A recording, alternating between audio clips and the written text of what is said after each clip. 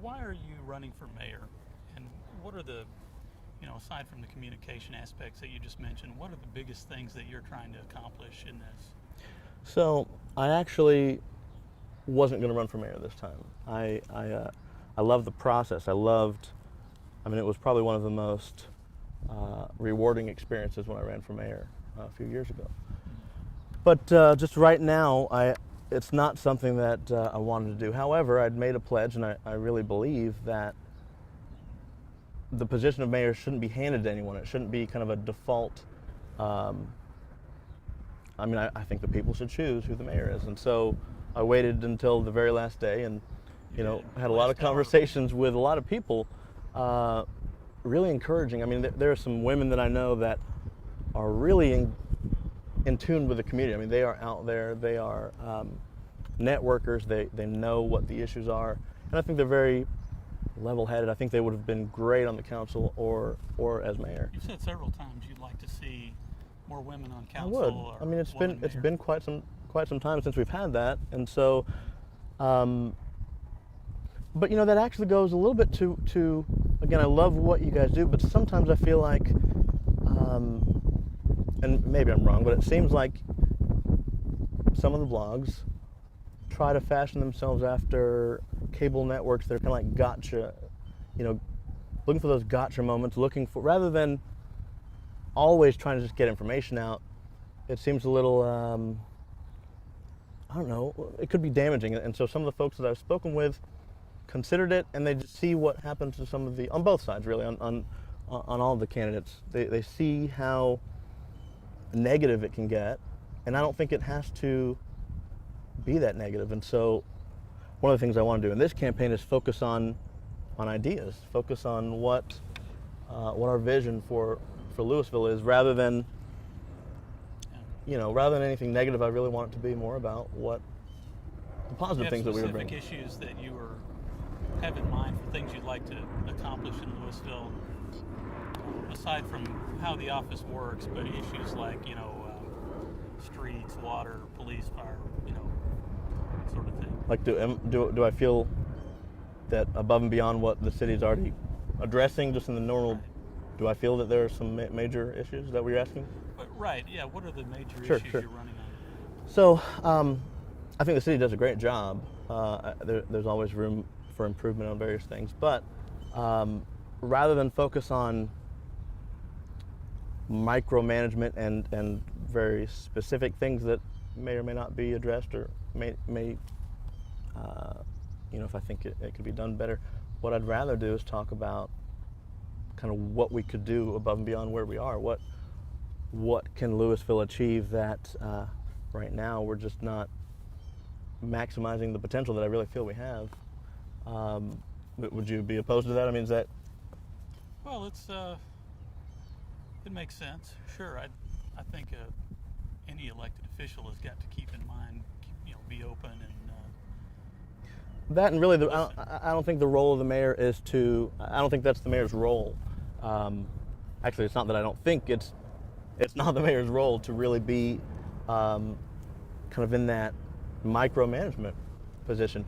The mayor here in Lewisville, we've got a manager-council form of government, and so it's really a ceremonial position. There's not a lot of power, and I think the more we can remember that and focus on with the role and the power that the mayor has, right. What can you do within those guidelines to help? You had mentioned on one of your Facebook posts about doing promotional videos for local businesses. Yeah. My first thought was that, oh my gosh, there's thousands of them. Sure. Thousands of local businesses. You would be busy 8 hours a day shooting videos for local businesses.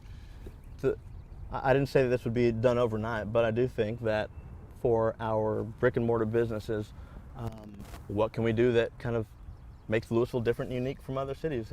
I've never heard of a city that took such an ambitious project. I think it would be well worth the time, and really in line with what I already do. I mean, building relationships, meeting people, finding out what they're about, how they got started, what challenges they overcame.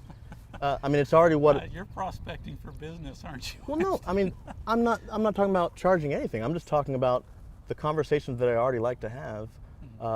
Why not use that skill and let's go ahead and shoot it. Let's let other people know who's in Lewisville. What are some of the exciting businesses that you didn't know about, that you didn't know were here? What are some opportunities to, rather than save $3 or $4 by shopping online, shopping here in Lewisville because you saw a video, you saw the face of someone that is raising a family here. I think those are some of the differences that would help. Well, that's something we could do today, right now. I can do it, you can do it. We can kind of promote this. Sure. But how can we push that out there in a lot? You and I can be very community conscious, and we can do that. And with our inner circle, we can recommend that to the folks. But what could the position of mayor do to help? I mean, although there's not a lot of power as far as governance, there's a lot of power in the way of PR and vision. What can you put out there that can make a difference? So that's my question. I haven't seen the mayor out there in any type of creative way. Over the last 3 years, there have been some ribbon cuttings, which is kind of customary, but what has the mayor done above and beyond to really help advance Lewisville and bring business here to Lewisville rather than Flower Mound or rather than Highland Village or Carrollton? I suspect we'll probably hear from his campaign. I'd love to, yeah, definitely. I'd love to hear that. I have a few more questions for you. One of the criticisms that I feel and that I've also seen online from others is just that you approached this in 2009, the first time you ran, having never served on a city board. I don't think you were even registered to vote in Lewisville at that time. Now it's 3 years later. I noticed that you did apply for a board after the May election in 2009. Well, prior to the election. Right.